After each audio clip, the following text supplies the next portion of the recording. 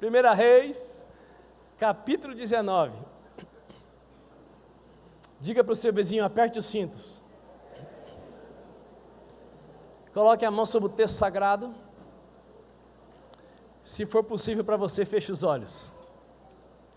Maravilhoso Deus, nós te somos gratos, porque só o Senhor é imutável. Nós te somos gratos, porque só o Senhor é inerrante. Só o Senhor é perfeito. Só o Senhor é altíssimo. Só o Senhor é onisciente, onipresente. Só o Senhor é todo-poderoso.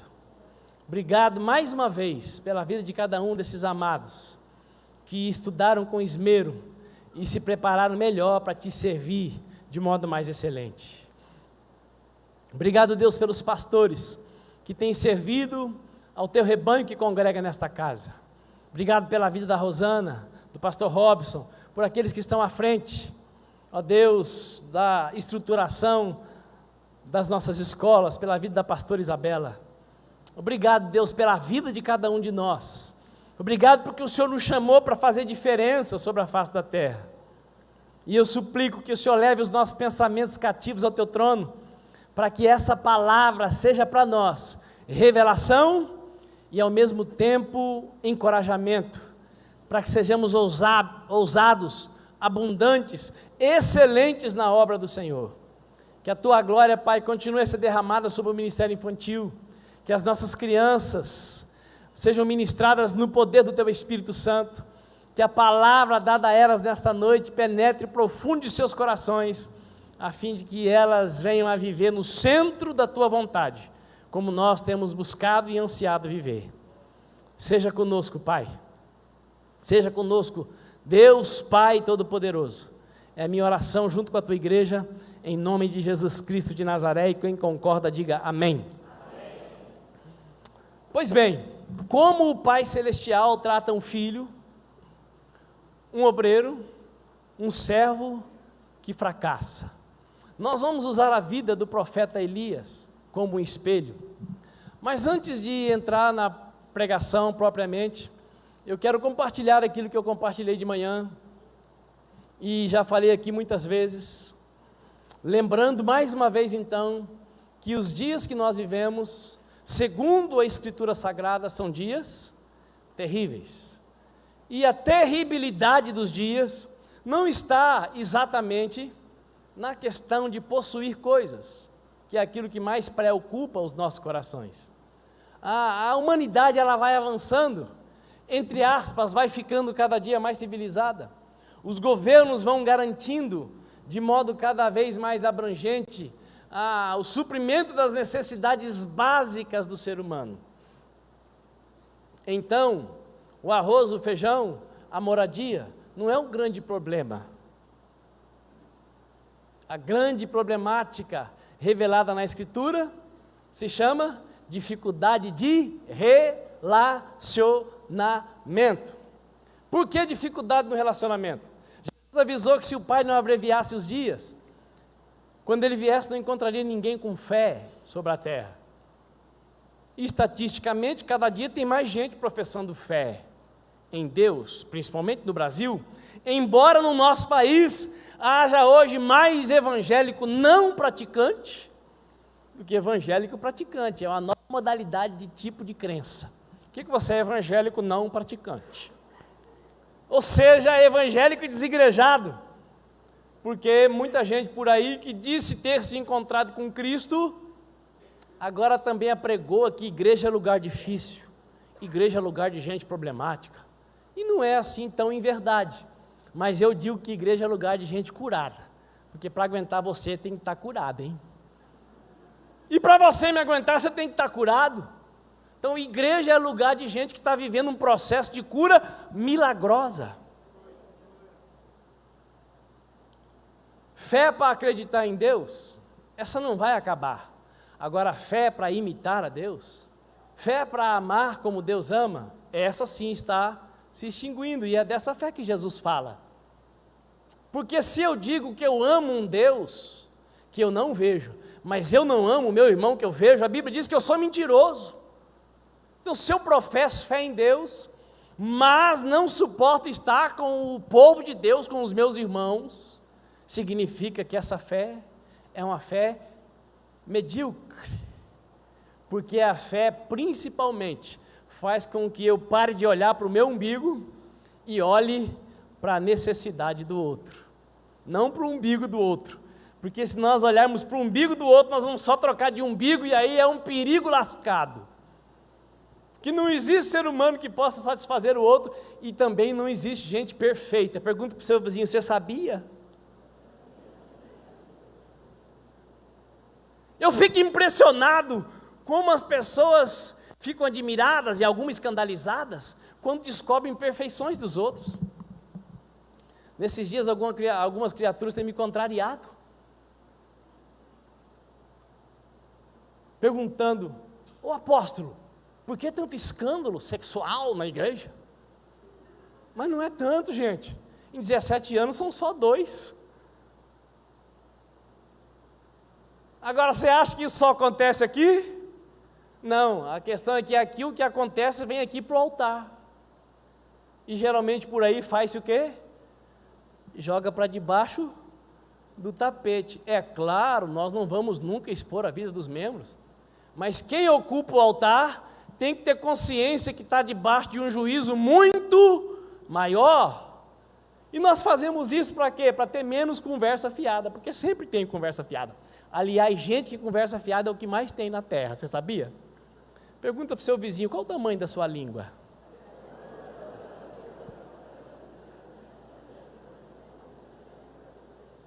Eu quero dar um conselho para você. Sabe aquela pessoa que toda vez que te encontra, ela quer falar da vida de alguém?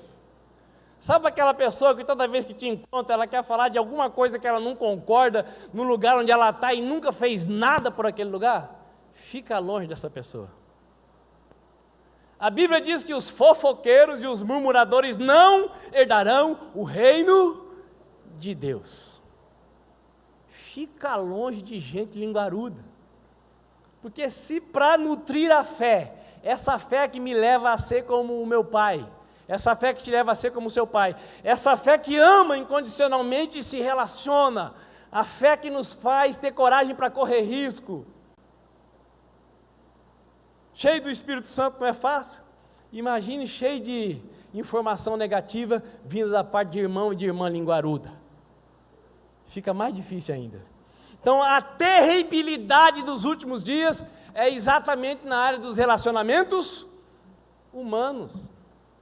Sabe quando é que o ser humano se torna perfeito? Quando ele está mergulhado em Deus. Eu não tenho nada contra estudo, irmãos. Eu estudei 5 anos e meio num colégio interno. E depois eu fiz um mestrado que levou quase 4 anos e pouco. E estou pensando em estudar mais um pouco, só para lembrar que eu não sei de nada. Nem é para aprender muita coisa, porque disse o Salomão que não há nada novo debaixo do sol. E se você tem intimidade com Deus através da leitura da palavra e da oração, todo livro que você vê parece que você já leu. Mas nós precisamos estudar para nos lembrar que nós não sabemos nada. Quem não estuda acha que é muito sabido, eu já fui assim. Antes de ir para a faculdade de teologia, eu já tinha lido 40 vezes a Bíblia, e eu dizia, estudar para quê? Então eu achava que eu era o último biscoito do pacote. E aí na medida que eu fui estudando, eu descobri que já vieram milhares de servos de Deus antes de mim. E eu descobri que eu não sou capaz de fazer muita coisa sozinho. O estudo faz você saber que você não sabe quase nada. E te ajuda a usar o que você sabe quando você quer glorificar a Deus. Quem está entendendo, levanta a mão para o céu e dá um glória a Deus. Então nós não somos muita coisa, mas nas mãos de Deus nós somos grandes coisas. E grandes coisas o Senhor quer fazer por nós. E essa mensagem que está dentro do tema Rompendo em Paternidade, quer ajudar você a enxergar como é que Deus trata um filho, um obreiro, um servo que fracassa. Vamos ler então 1 Reis, a partir do versículo 1 do capítulo 19.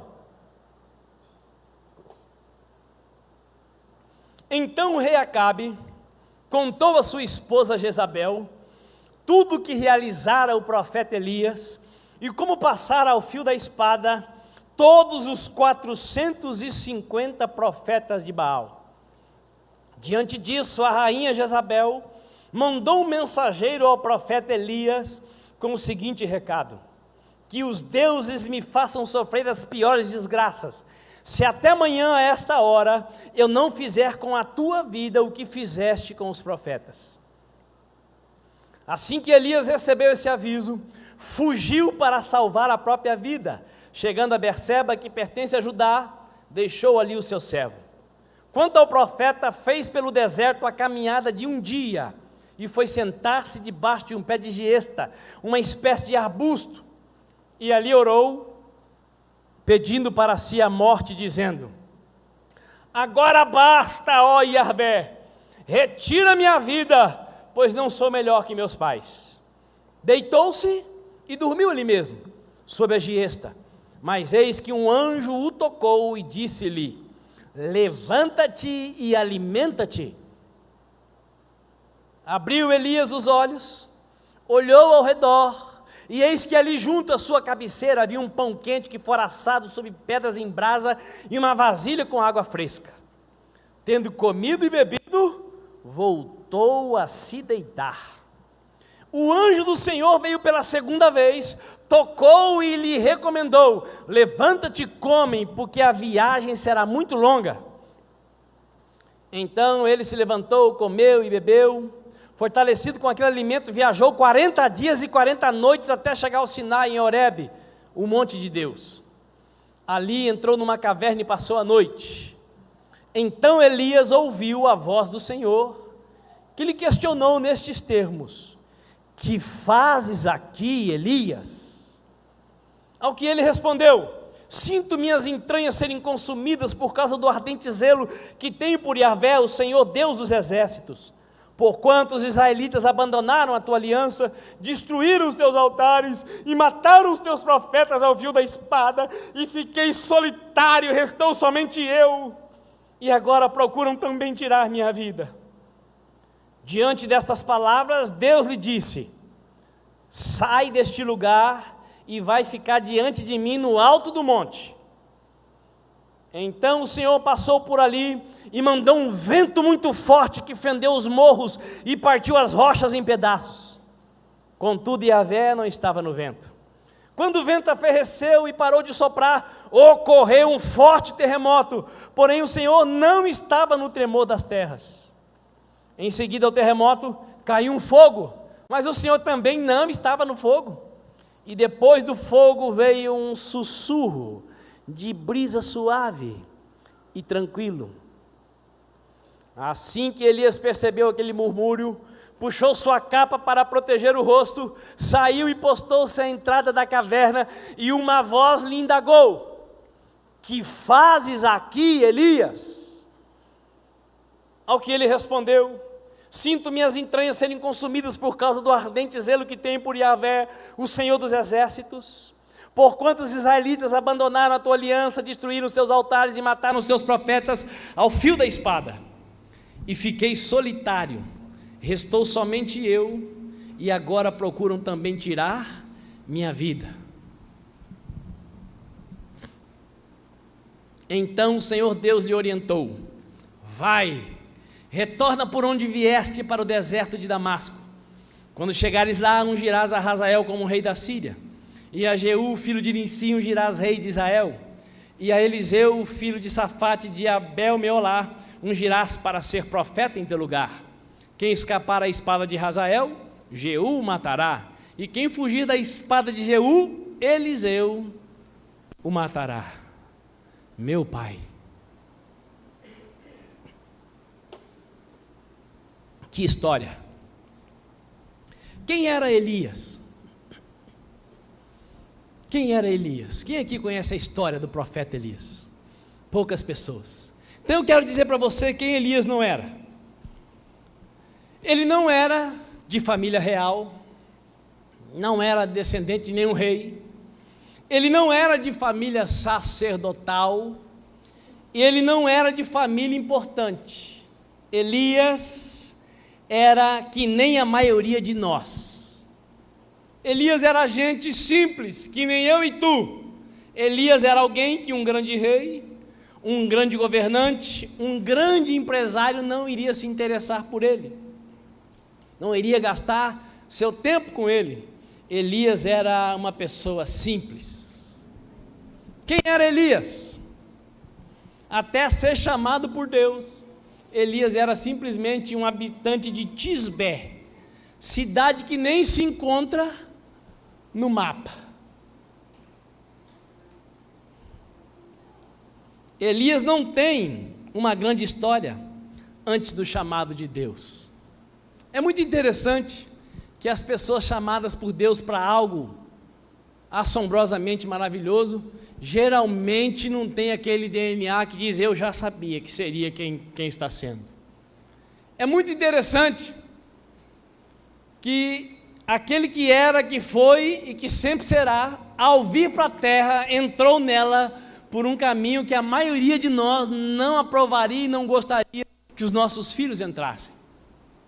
Quando um filho vai nascer para nós, e tem algumas pessoas aqui esperando que chegue o filho, e no nome de Jesus esse ano vai chegar, Deus vai operar poderosamente nas madres e nos produtores de semente, e as pessoas ficarão férteis, os ventres maternos ficarão férteis, os espermatozoides ficarão fortes e saudáveis, e nós vamos crescer como igreja através da maternidade. Mas nenhum pai, nenhuma mãe gostaria que seu filho nascesse e se instalasse numa manjedoura. E não é nem muito pompa, sem muita pluma, sem muito paetês.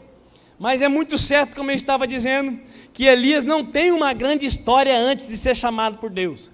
Mas depois de Elias colocar as duas mãos no arado para tornar-se obreiro, para tornar-se servo, para tornar-se filho do Deus Altíssimo, representante legal do Todo-Poderoso na terra, Elias se tornou alguém resplandecente. A palavra resplandecente lembra você de alguma coisa?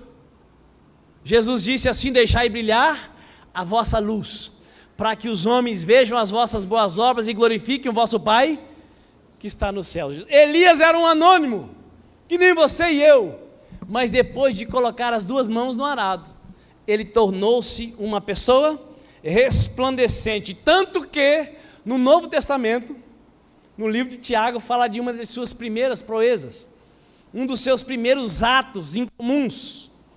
O apóstolo Tiago, meio-irmão de Jesus, falando acerca da oração, usa o exemplo de Elias como algo a ser seguido.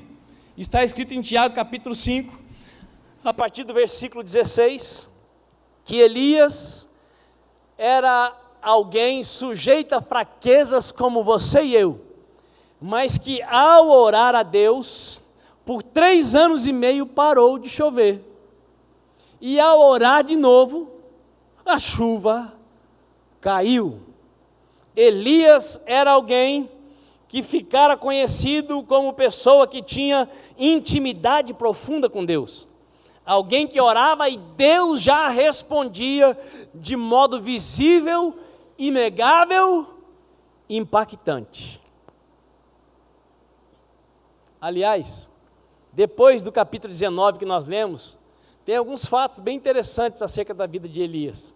Um deles é que ele estava retirado e o rei mandou chamá-lo, mandou 50 soldados, mais um comandante. E o comandante então fala com ele, homem de Deus, se eu sou homem de Deus, que caia fogo do céu agora e consuma vocês. Absurdamente veio fogo do céu e matou todo mundo. E isso não foi uma vez só não, foi mais de uma. E nós sabemos que oração errada, Deus não atende. Ele não rejeita a oração, mas não responde.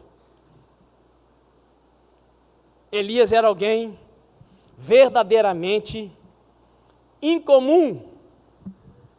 Essa passagem da oração e da chuva parar está lá no capítulo 17 de 1 Reis, quando Elias começa o seu ministério.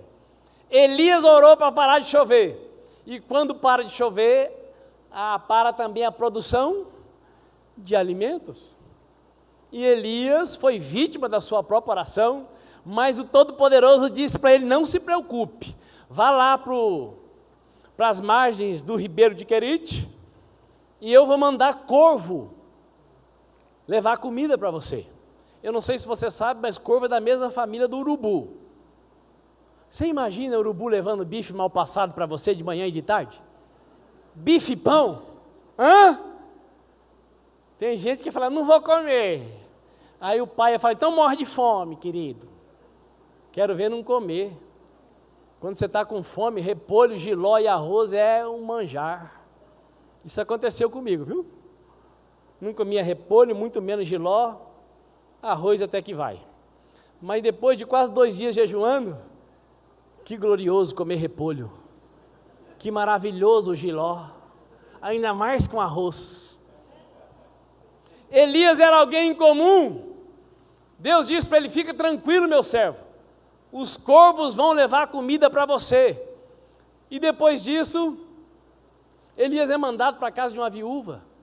E lá na casa dessa viúva, ele chega e ela estava então vivendo a realidade da última refeição.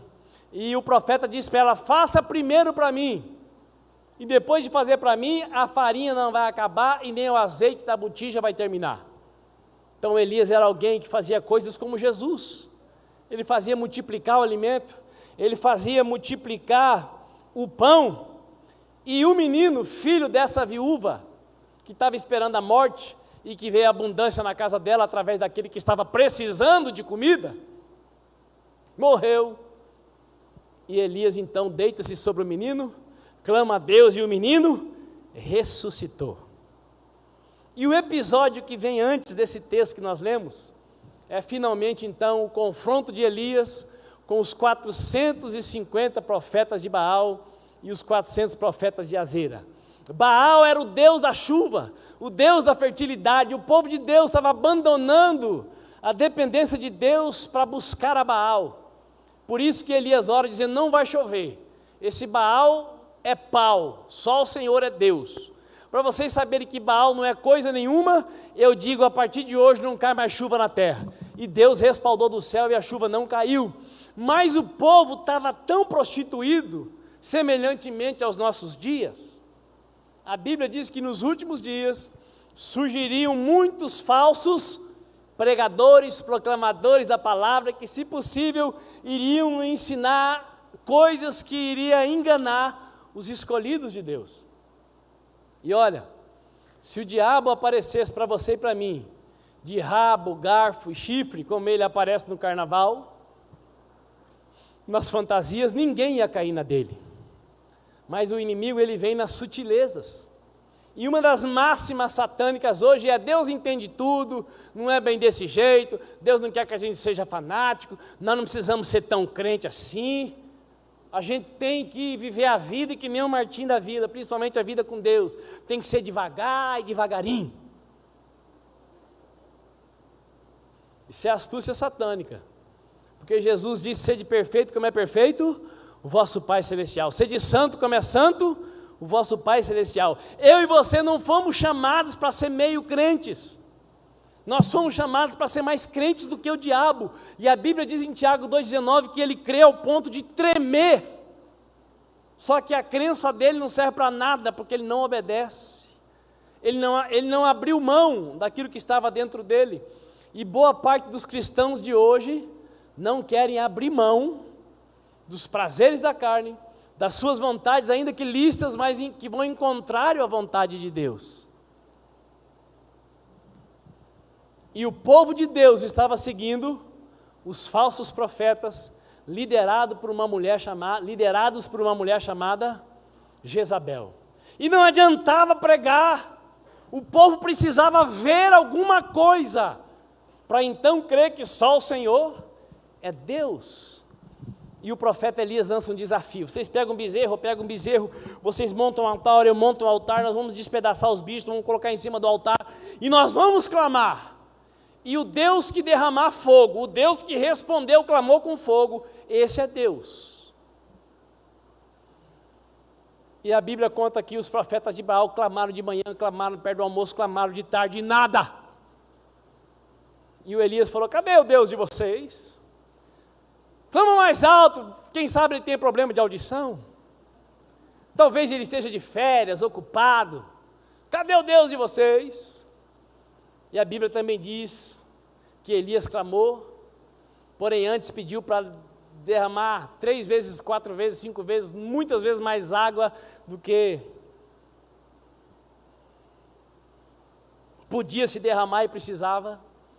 E o fogo veio, queimou o bezerro, lambeu a água da valeta, e o povo proclamou: só o Senhor é Deus. E os profetas ficaram alvoroçados, e Elias falou: segura todo mundo e deixa comigo, leva a turma para as margens do ribeiro. E diz a Bíblia que Elias pegou um por um e degolou. Eu imagino que Elias ficou com aquele problema de ler. Porque você pensa, pegar uma espada, 1, 2, 3, 450, no final o braço dele ficava assim. Eu estou querendo que você enxergue o esforço que esse homem fez. Primeiro ele travou uma guerra emocional, física e espiritual. Depois de vencer a guerra, ele fez um esforço físico ainda maior, porque matar a gente não deve ser gostoso para ninguém. Mas a ordem era essa: os falsos profetas precisavam ser exterminados. E o Elias foi lá e fez um serviço que ninguém queria fazer. A obra de Deus é a ocupação mais nobre que o ser humano pode viver sobre a face da terra. Porém, a obra de Deus também causa desgaste. A obra de Deus traz cansaço sobre nós. O cansaço que a obra de Deus traz é descrito claramente no ministério de Jesus Cristo. Marcos capítulo 4, versículo 37, se você quiser acompanhar, se não, só preste atenção, porque eu já vou ler. Aconteceu que levantou-se um tremendo vendaval, Marcos 4, 37, e as grandes ondas se jogavam para dentro do barco, de maneira que este foi se enchendo de água. Jesus estava na popa, na parte de trás do barco, dormindo com a cabeça sobre um travesseiro. Eu imagino que fosse um saco de areia. Travesseiro em barco de pescador é meio difícil. Os discípulos o despertaram e suplicaram: mestre, não te importa que pereçamos? Gente, como é que alguém consegue dormir dentro de um barco? Quem já andou de barco aqui? Olha, se for no alto mar, você tem que tomar Dramin. Senão, é complicado. Agora o barco balançando, com água entrando no barco, tamanhas ondas. Como é que alguém consegue dormir numa situação dessa? Só estando esgotado, extremamente cansado. E Jesus estava cansado do quê? Tinha acabado de voltar de Bahamas? Não! Jesus tinha sua atividade fundamentada em 3 atos. Primeiro, buscava a Deus por horas em oração. Segundo, ensinava o povo. Terceiro, curava, libertava e operava sinais, prodígios, milagres e maravilhas. Isso vale um aleluia? Porque o que ele fez, ele continua fazendo hoje. Ele faz por nós e através de nós. Então é prova cabal que a obra de Deus cansa, até para quem não tem pecado. Porque Jesus não tinha pecado. Agora a obra de Deus é mais cansativa ainda, quando nós damos brecha. Quando nós andamos fora do que orienta o manual do Criador, a Bíblia Sagrada. Mas voltando para Elias, é certo que ele era um servo fiel, que fazia a obra de Deus com zelo, com excelência, com integridade. Agora, como entender que um homem de Deus como Elias, usado para operar tantas maravilhas, possa ter entrado em desespero, em crise, diante de uma ameaça feminina? Os 450 profetas não o atemorizaram. Outras tantas situações não o intimidaram, mas agora ele recebe o recado de uma mulher. Olha, profeta, que tudo de ruim aconteça na minha vida, se amanhã até essa mesma hora eu não tiver feito com você o que você fez com os profetas, eu vou te degolar.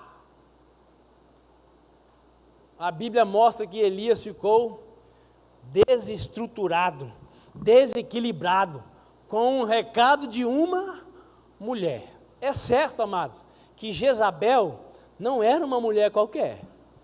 Jezabel era uma mulher terrível, dominadora, mandona. Ela era a rainha Jezabel, a prefiguração da mulher insubmissa, que quer ser a cabeça, a dona do pedaço, a famosa sargento. Tem Jezabel aqui? Característica de uma Jezabel pós-moderna. A Jezabel pós-moderna é aquela que faz da cabeça do seu marido um balaio de gato. Nunca nada está bom. Bom é o marido da outra, enquanto for da outra, né? O dia que for dela também não presta mais, porque essa é a nossa realidade. Bom é a esposa do outro, enquanto ela está com o outro. Quando estiver com você, você vai ver que é tudo a mesma coisa. Mas voltando para Jezabel. Jezabel é aquela mulher que tem prazer em expor as fraquezas do marido. Jezabel é aquela mulher que, quando vai receber a visita do discipulador, do pastor, do apóstolo, ela já faz a lista. Eu vou dar a revelação de quem é esse homem. E aí tudo começa com um chazinho, com um cafezinho, com um jantar. E a Jezabel começa: hoje o senhor vai conhecer esse homem, é apóstolo. Aí ela traça a lista. O homem só prestou para uma coisa na vida: casar com ela, para mais nada. Essa é a Jezabel. A Jezabel não ajuda, ela acusa, ela pinga, ela joga na cara, ela quer ter o homem na palma das mãos. Tem alguma Jezabel aqui? Se tiver, vai ser liberta hoje, em nome de Jesus. Mas eu quero dizer uma coisa: só tem Jezabel onde tem Acabe. Acabe é o homem frouxo, banana, bundão. Que homem é esse? É o homem que não ora, não lê a Bíblia, não jejua, não busca Deus e não tem autoridade para governar sobre a sua esposa. Não tem poder do Espírito Santo para cumprir o que a Bíblia diz: ame a sua esposa como Cristo amou a igreja. Porque mulher não é fácil não, hein? É só no poder do Espírito Santo. E homem, só na plenitude do Espírito Santo. Mas a Bíblia diz, na boca do Deus Altíssimo, disse para a mulher: seu desejo será para com seu marido e ele a dominará. Se o homem não tiver intimidade profunda com Deus, relacionamento com Deus, através da oração, do conhecimento da palavra e de vez em quando um jejum, ele, se for macho, bruto, cavalo, jumento, ele vai dominar no grito, no berro, na força. Mas isso também é a mesma coisa que se Acabe. O homem que não quer ser bunda mole ou um cavalo, precisa ter intimidade profunda com Deus. A intimidade profunda com Deus capacita o homem a exercer a autoridade que Deus delegou para ele, para que ele possa conduzir a sua esposa para o centro da vontade de Deus e tirando então a coroa de Jezabel. Mas o assunto hoje não é Jezabel e Acabe, e nem é marido e mulher. É como Deus trata um filho, um obreiro, um servo que meu Pai, esse Deus é tão maravilhoso, que Ele deixou até esse tipo de exemplo para mim e para você. Continuando aqui. Como entender que um homem como Elias ficou num estado como descrito aqui no capítulo 19 de 1 Reis? Se fosse nos nossos dias, os terapeutas, os psiquiatras, Os psicólogos iriam dizer que Elias entrou num estado de burnout, o burnout. Elias ficou desgastado, estressado em detrimento da sua profissão. E é bem provável mesmo que, de fato, o esgotamento físico e mental de Elias veio também por causa do seu trabalho. Mas na minha compreensão, o santo servo de Deus Elias deu abertura para esse desgaste extremo quando ele zombou dos 450 profetas de Baal. Porque você vai procurar alguma coisa na vida de Elias, você não vai encontrar. Você não vai encontrar Elias fazendo manha, você não vai encontrar Elias debatendo com Deus, você vai encontrar Elias só obedecendo a Deus. Como é que ele ficou nesse estado? Como eu disse antes, diante dos 450 profetas de Baal, Elias foi um pouco além do que devia. A Bíblia diz em Efésios 4:29, não saia da vossa boca nenhuma palavra torpe, mas sim unicamente aquela que for boa e transmita graça aos que ouvem, e assim vocês não entristecerão o Espírito Santo de Deus. Em Mateus capítulo 5, versículo 22, Jesus disse: eu, porém, vos digo que qualquer que se irá contra seu irmão está sujeito a juízo. Também qualquer que disser a seu irmão, boca aberta, tolo, racá, babaca, será levado ao tribunal. E qualquer que chamar de idiota o seu irmão estará sujeito ao fogo do inferno. Então, o que está no Antigo Testamento, tirando as questões de leis cerimoniais, serve também para o tempo do Novo. E o que está no Novo nos ajuda a entender muitíssimamente bem o Antigo. E da nossa boca não sair palavra inútil, vale para o tempo do Antigo Testamento e para o tempo do Novo Testamento, e para todos os tempos. Quem entendeu, diga amém. Eu enxergo que o esgotamento de Elias veio nesse ato de ir além do que devia, abuso de autoridade. Cutuque seu vizinho, até para servir tem que tomar cuidado. Por pior que seja o ser humano, ele foi criado à imagem e semelhança de Deus. Ainda que ele não mereça, nós devemos tratá-lo como Deus nos trata, e nós também não merecemos. Devemos tratar todas as pessoas com respeito.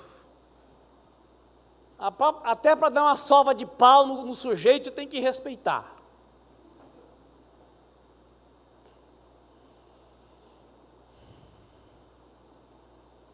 Elias estava em um estado de confusão mental. Diante da ameaça da Jeza, ele foge para salvar sua vida, caminha um dia inteirinho no deserto, e quando fica esgotado, encontra um pé de árvore. Quem já ouviu falar em pé de árvore? Isso é coisa aqui do Mato Grosso do Sul, né? O Elias encontrou um pé de árvore, e no meu entendimento, desidratado e com fome, e ele então faz uma oração. Olha a oração de Elias: Deus, me mata! Hã? Eu não sou melhor do que meus pais, me mata logo. Rapaz, você está doido? Você está fugindo da Jezabel para não morrer, e agora está pedindo para eu te matar? Se você queria morrer, por que você não ficou lá?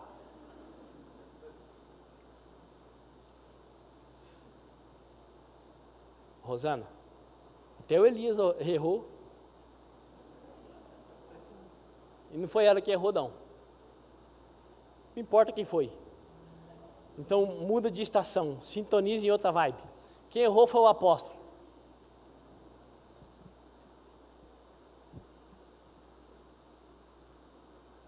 Elias entrou num processo de autocomiseração também, nós vamos ver daqui a pouco.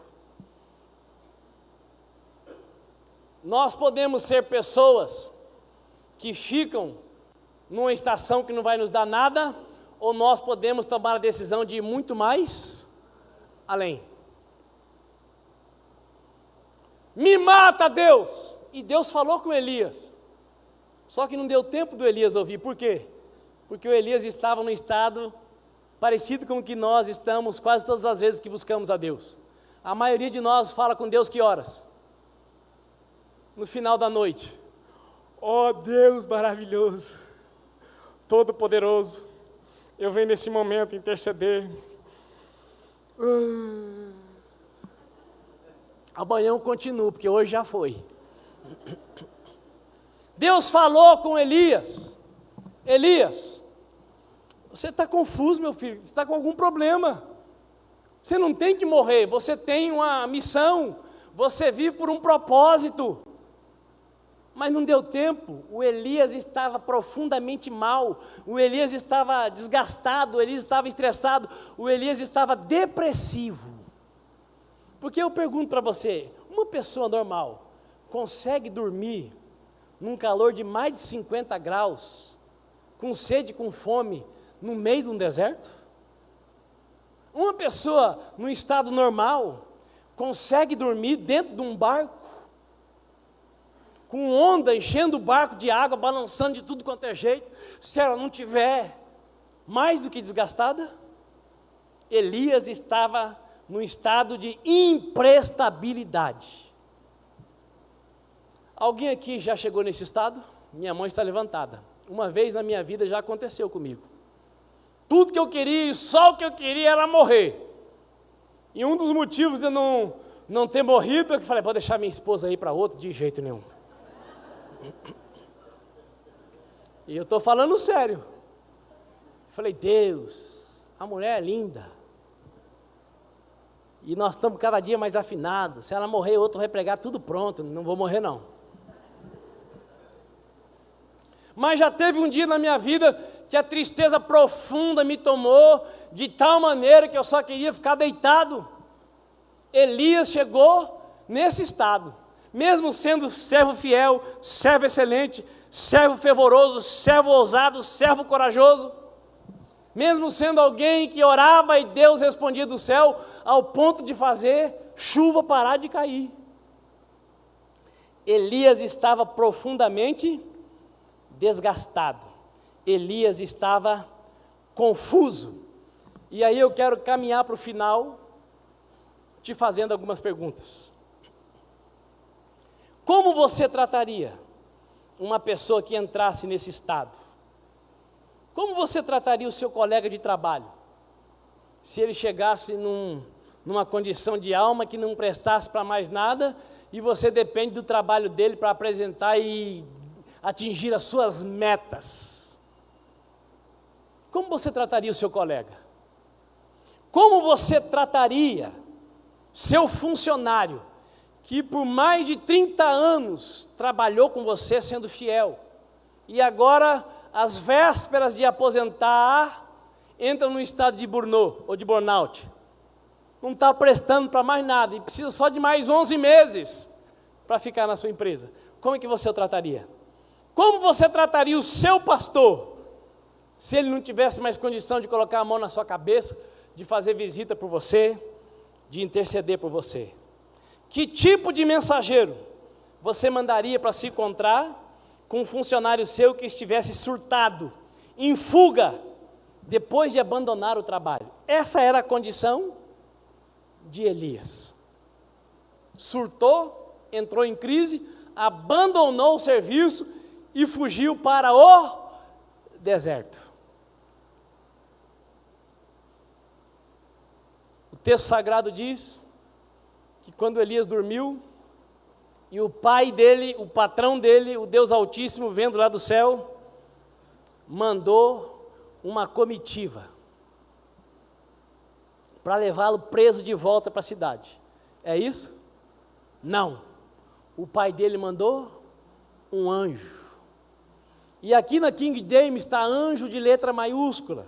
Os estudiosos dizem que quando aparece anjo de modo enfático, então eles colocam de letra maiúscula, segundo o estudo da língua hebraica, é porque ali é uma teofania, é uma manifestação de Deus na pessoa do Filho. O anjo que aparece ali, o anjo do Senhor, é o próprio Jesus Cristo.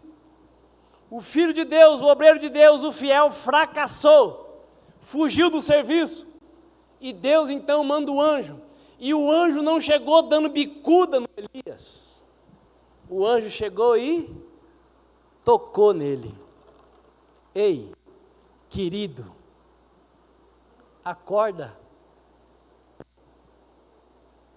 Acorda. E alguma vez você já esteve muito cansado, você que não tem o hábito de dormir à tarde, e você decidiu tirar uma soneca? E aí você dorme para tirar a soneca, 25, 28 minutos, e está começando a querer mudar de estágio de sono, para entrar no sono profundo, aí chega alguém querendo te agradar e fala: ei, vamos tomar um café? Aí você acorda com aquele eco: café, A primeira vontade que vem é: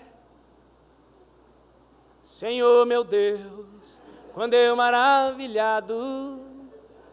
Com vocês deve ser assim, né? Comigo não é bem desse jeito. A minha vontade é: vai tomar café lá naquela cidade. Nós precisamos enxergar as coisas que acontecem na Bíblia dentro da nossa realidade, porque a Bíblia é real, não é ficção. O anjo acorda o Elias, e o Elias acorda daquele jeito, 10:06. Pois não, estou sozinho aqui, quem está me atrapalhando, me incomodando? Ai, meu Deus do céu, será que é o soldado da Jezabel? O anjo fala: levanta e come. Aí o Elias lembra: mas eu estou no deserto. Não, ali, ó, ali na pedra tem pão quente e água fresca. Água fresca no deserto, gente. No deserto tem conveniência? Não tem. Mas é assim que Deus trata quem trabalha para Ele. O pão está em cima de uma pedra que virou brasa. A água é fresca, vinda do rio da vida. É assim que Deus trata quem trabalha para Ele. Mesmo que fracasse, mesmo que esteja com sensação de eu não presto para mais nada, levanta e come. Elias levantou e comeu. E aí, quando nós damos uma segunda chance para alguém, o que nós esperamos? Não, agora essa pessoa vai. Depois de fazer uma caca desse tamanho, recebendo uma chance dessa, vai arrebentar a boca do balão. E a Bíblia diz que Elias encheu a barriga, encheu as células de água, voltou para onde ele estava e dormiu de novo. Como você trataria alguém que está merecendo ganhar as contas? Você manda para ela o suprimento, ela usufrui de tudo e volta para o sono mortal. Como você trataria? A Bíblia Sagrada diz em Efésios capítulo 5: desperta, ó tu que dormes, levanta de entre os mortos e Cristo te iluminará. Deus está chamando você para trabalhar para Ele. Deus está te chamando para acordar desse sono que só quer receber de Deus, desse sono que quer mais,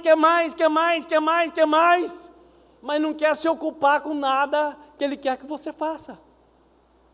Desperta, ó tu que dormes, levanta de entre os mortos e Cristo te iluminará.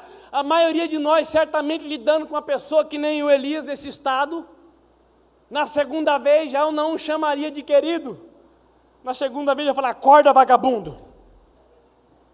Mas o anjo do Senhor não, porque Deus não faz assim. O texto sagrado diz que o anjo tocou nele e disse: moço, levanta e come, porque a caminhada será longa. A caminhada será longa. E Elias então, com mais uma porção daquele alimento, caminha 40 dias e 40 noites, e essa é a prova, que aquele pão não era da terra, e que aquela água era do rio da vida. Elias caminhou, chegou no lugar onde estava escrito Caverna dos Morcegos. Entrou na caverna, e Deus, na sua extrema bondade, deixou ele dormir a noite inteira, porque Deus criou a noite para dormir. E Deus falou com ele assim: o que você está fazendo aqui, Elias? O buraco não é o lugar final para a vida das pessoas que me servem, ainda que elas estejam momentaneamente fracassadas. Aqui não é o seu lugar, Elias. Suba para o alto do monte, E a Bíblia Sagrada diz que o Elias subiu. E você consegue imaginar como é que o Elias subiu? O Elias estava depressivo, amuado. Eu consigo enxergar o Elias subindo em slow motion, com vontade nenhuma de subir. E Deus, como não tem relógio no céu, esperou Elias chegar no cume do monte. Quando Elias chegou no cume do monte, falou: estou aqui. A Bíblia diz que Deus mandou um vento que rachou a montanha, fendeu as rochas, e aí Elias voltou que nem um raio para dentro da caverna. E lá dentro da caverna, Deus mandou um fogo, que a caverna ficou tão quente, o Elias pensou: vou morrer cozido. Mas não saiu de dentro da caverna, e Deus mandou um terremoto que tremeu tudo. E aí veio uma suavidade, uma tranquilidade, e agora o Elias estava bem acordado. Tanto que a Bíblia diz que ele coloca a capa no rosto e sai da caverna. E aí ele ouve Deus falando para ele o quê? Que fazes aqui, Elias? Agora, meus irmãos, Elias já não estava assim, com cara de pamonha. Elias estava curado, porque Deus sacudiu as estruturas de Elias. Deus não nos trata como coitadinho. Deus não tem dozinha de você. Deus não tem dozinha de ninguém. Deus sabe que todos os filhos dele foram salvos para viver na terra como mais que vencedores. Todos os que são chamados para trabalhar, para dar fruto. Deus não tem dozinha. Fica tranquilo, Elias, daqui 50 anos você vai se curar. Não. Deus mandou um vento que deixou o homem aterrorizado. Voltou como um raio para dentro da caverna. Depois vem o terremoto, mexe com tudo. Depois vem o fogo. E ele foi obrigado a pensar em sair da caverna para não virar cozido. E ele sai de lá com toda a tranquilidade. E o Senhor disse para ele: agora volta pelo caminho que você veio. E como agora você não está deprê mais, como agora você não está para baixo mais, não tem pãozinho e nem aguinha. Volta pelas suas forças, porque não era aqui que era para você estar. Quem está me entendendo? Deus cuida de nós, irmãos, mas Deus não tem dozinha, não. Deus não é como os pais que não sabem o que tem que fazer, que fica paparicando. Deus trata com amor, com misericórdia, opera milagre, mas Ele nos coloca para viver as nossas responsabilidades. Sabe por quê? Porque Deus acredita em você. Diga para o seu vizinho: o teu pai te trata bem, até quando você fracassa, mas Ele nunca vai te tratar como coitadinho. Sabe por quê? Porque os filhos são chamados para ser parecidos com o Pai. E o nosso Pai é o Todo-Poderoso. Mas não tem ninguém que ganhe dele em amor, respeito e consideração. E o Senhor mandou Elias voltar pelo mesmo caminho que ele veio. Porque Elias agora precisaria preparar, ungir 3 pessoas para fazer o que ele fazia. Quem serve a Deus não termina na vergonha, no descaso, na falência. Por favor, é a penúltima vez que eu vou pedir para você fazer isso.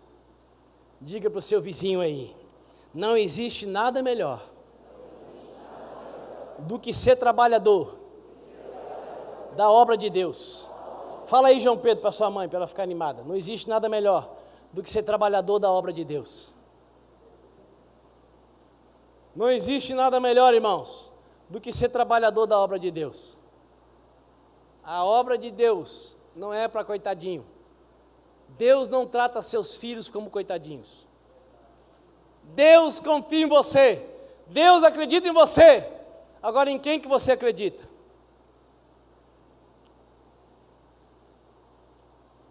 Podemos acreditar nele ou nas pessoas que despejam as agruras da alma delas em nós. Podemos acreditar nas setas mentirosas do diabo. Podemos acreditar no sistema mundano, que quer nos convencer que não vale a pena seguir e servir a Deus. Não existe nada melhor do que trabalhar na obra de Deus. Deus é o único patrão que não nos rouba na hora extra. Eu vim para que vocês tenham vida e vida em abundância. Todos nós fomos chamados para sermos trabalhadores da obra de Deus. Todos nós fomos chamados para trabalhar na obra de Deus. O seu trabalho, administrador, contador, balconista, feirante, representante, vendedor, médico, enfermeiro, não sei qual, funcionário público, é um disfarce. Esse trabalho é para você se manter na terra e é o seu campo missionário, onde você deve ser sal e luz. O seu trabalho maior e principal é aquele que continua na eternidade, representante do Deus Todo-Poderoso. Eu não estou dizendo que você precisa deixar de ser o que você estudou para ser, ou o que você sonhou em ser, para trabalhar de tempo integral. Eu estou dizendo que todo cristão é obreiro de tempo integral. Não importa qual seja a sua profissão. Agora o problema é que a maioria está como Elias ficou antes do vento, do terremoto e do fogo. Tem energia só para as coisas que enxerga imediatamente.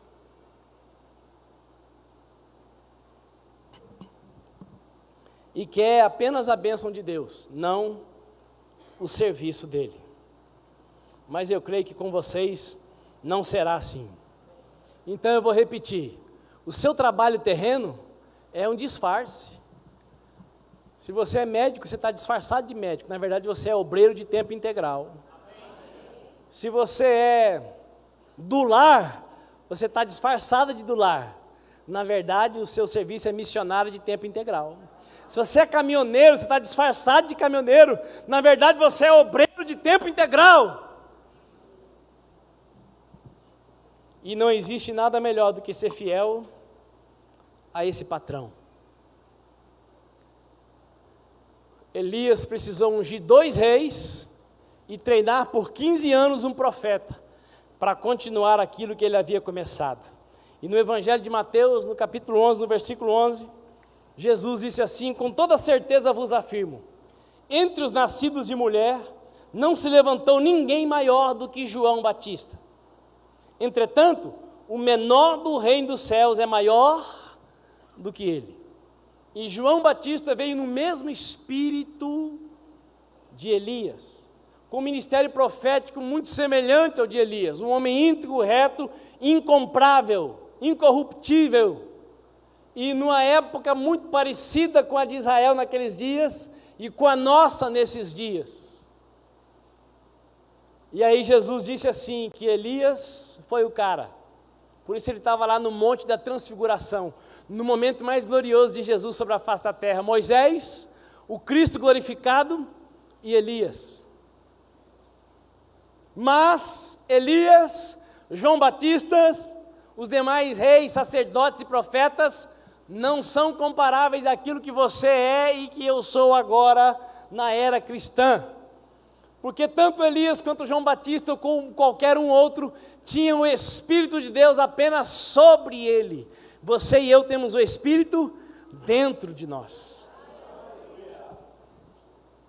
Deus quer alistar você para viver como obreiro de tempo integral, ainda que você exerça outra profissão como um disfarce terreno. Posso ouvir um amém? Amém. E eu quero convidar você para ficar de pé nessa hora.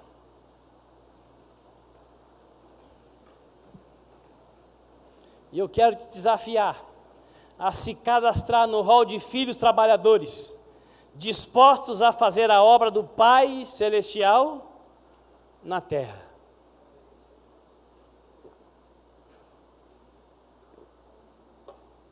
Seja em qual for o seu trabalho na terra, Se você se tornar improdutivo, depressivo, você será descartado.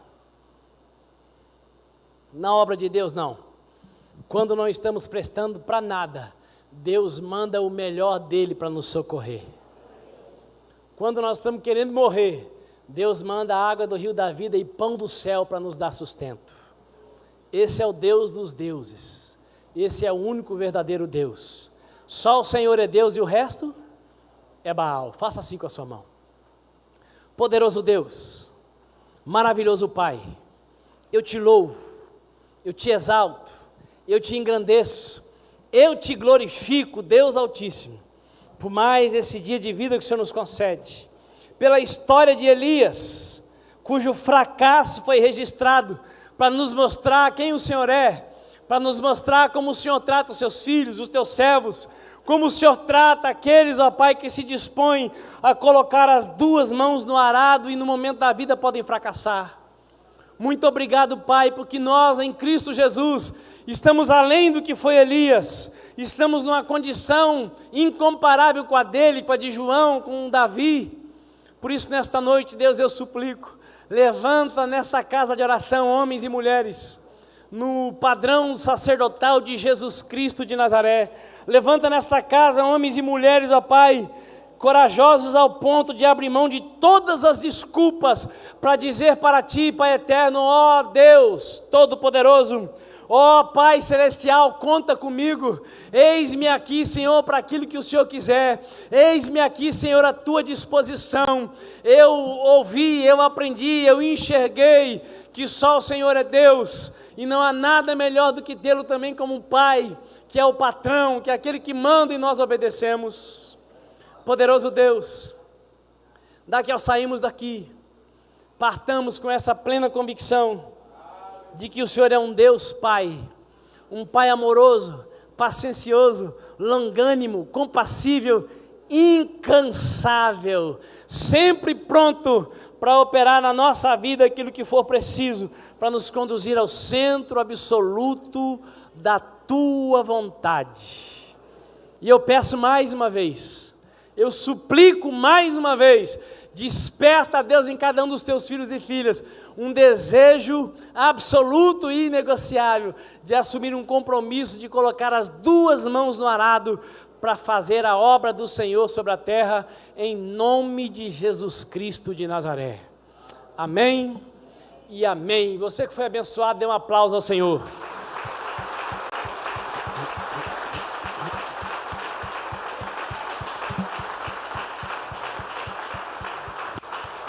Antes de partir para o abraço, eu quero te lembrar que, sem ser nessa terça-feira, na outra terça, nós vamos começar as 7 terças-feiras do Espírito Santo. Se Deus permitir, quero ministrar nessas 7 terças, falando da pessoa do Espírito Santo, o relacionamento que Ele quer ter com você e comigo, e o que Ele quer realizar através das nossas vidas. Amém? Coloque na sua agenda, venha participar, distribua pelo menos 3 abraços aí, e diga, seja um obreiro aprovado.